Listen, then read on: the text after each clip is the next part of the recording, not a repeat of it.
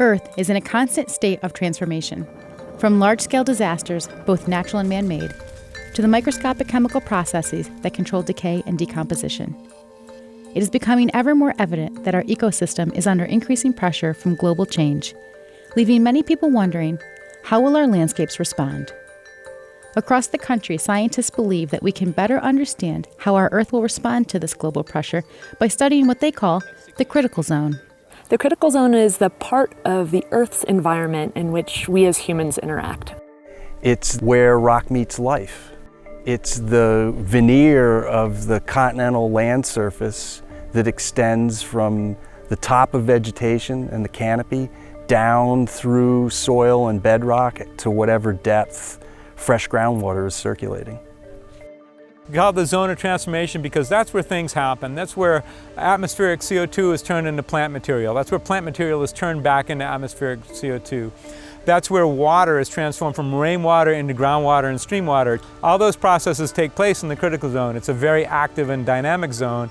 It's the zone where really important things happen at the Earth's surface. It provides the food that we eat. It filters and cleans the water that we drink and provides us the oxygen that we breathe. So it's imperative to understand the critical zone. But I think even beyond that, it's critical also to all types of life. This is where most ecosystems live that are terrestrial, life on this planet. Here in the U.S., a network of 9 Critical Zone Observatories, or CZOs, provide scientists with an important window through which to make key observations about the structure and function of critical zone processes. Each observatory is located on a unique landscape, from the wooded hills of the Northeast to the deserts of the Southwest and the snow-covered Rocky Mountains.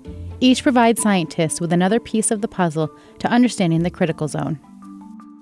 The advantage of having many different critical zone observatories gives us the opportunity to look at similar processes, be they physical or chemical or biological, in different systems. So ones that are sitting on different geologies, that have different tree species associated with them, have different ecosystems as a function of that, different climates. The observatories represent really very small portions of the landscape. And so if we want the science that we're accomplishing here to be meaningful, we have to bring that science to be applicable to larger pieces of the landscape. Well, what we're trying to do is really understand the critical zone as a thing, and we're trying to really look at it as if it's all one entity and understand all the different processes that are going on, whether it's biological, physical, geological, hydrological. And we get all sorts of people with all sorts of expertise that study different pieces of it. Scientists at the various CZOs each bring their own unique backgrounds and skill sets to bear on common problems, working together to reach new solutions. It is work that by its very nature is interdisciplinary. The beauty of critical zone science lies within its interdisciplinary nature. And so part of the motivation for critical zone science is in getting different disciplines talking and communicating with each other. We often think of those sciences as being separate disciplines, and one of the things that's really nice about the Critical Zone Observatories is it gives people that study those varying disciplines a seat at the same table, so we can talk about processes that interrelate that maybe we wouldn't have known about otherwise. We need to bring a lot of different tools to bear to understand this critical zone because it's quite a complicated system. It's not one person doing one kind of thing. It's a group of people with different tools, different sets of knowledge, working on the same system that has a lot of different facets. Sometimes I think about it like the fabrics in weaving. If we can, what we used to do is look at the threads separately, each of us, and then we try to weave it together, but we didn't know where it went at all. Well, now we've got the threads that we're looking at separately, but it's all in the same location. We can see how they all go back together. And so now we're starting to put it back together and come up with real deep understanding that we didn't have before. Scientists who study the critical zone are trying to better understand this system with and without the pressures of human impact. The biggest impact I think humans have on the critical zone is the fact that we are changing our climate so significantly.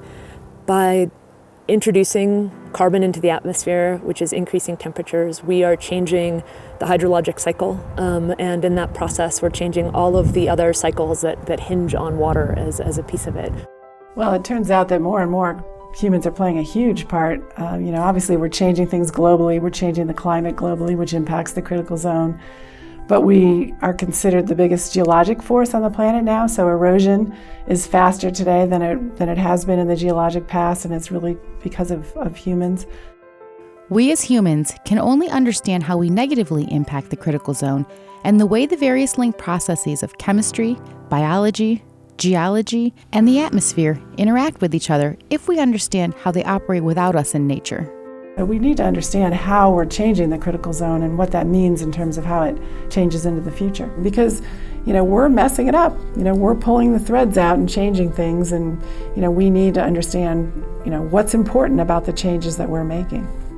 Increasingly, our planet is being adversely affected by humanity. And so if we're going to be able to sustain our presence on the planet, we need to reduce our impacts on these natural processes that are here and allow us to thrive.